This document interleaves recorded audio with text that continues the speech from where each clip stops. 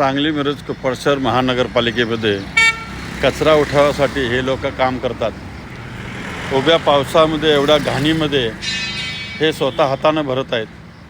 यांच्या हाताला खरं ग्लोव्ज वगैरे देणं गरजेचं आहे, कारण हे माणसं आहेत, हे काही जनावरं नाहीत आणि यांची खरं देखभाल करणं गरजेचं आहे. महानगरपालिकेमध्ये खऱ्या अर्थानं काम करणारा वर्ग म्हणजे हा चतुर्थ श्रेणीमधला वर्ग आहे. त्यामुळं महानगरपालिकेनं यांना प्रिकॉशन म्हणून त्यांना काय जे बूट वगैरे गम वगैरे लागतात. आज मी बघायला लागलो की एवढ्या घाण पाण्यामध्ये ही व्यक्ती काम करायला, यांनासुद्धा रोगराई आहे ना, यांनासुद्धा त्रास आहे ना, याचा विचार कोण करणार.